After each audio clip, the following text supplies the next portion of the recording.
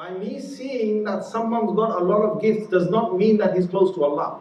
If you think that Allah is giving you a nice house, Allah is giving you a nice salary, Allah is giving you a nice job, Allah is giving you a nice wife, nice kids, or nice husband, and you feel that Alhamdulillah everything's going good for me, that means Allah must love me. No.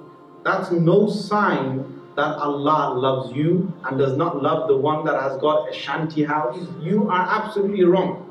If you think that Allah loves me, Allah must love me because of me being able to, because people tell me, people said to me, mashallah, you're a person, you're a good person, you've got a good heart, you're a good brother, mashallah.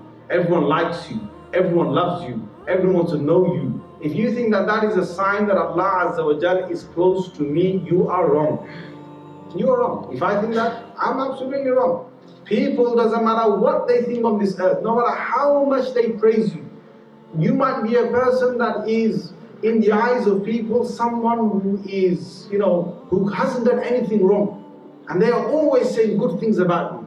And they're saying how much of a wonderful person you are. And you might think at the same time, when they're gossiping bad about somebody else, that means that person, he must be someone who's a bit away from Allah. No, that is wrong. Wealth on this earth does not show Allah's love. Why?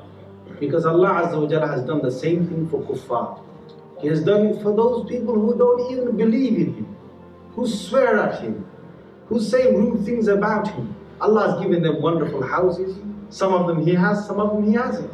But when those 10 trees grow, will they all be exactly the same height? Yes or no? They will not be the exactly same height.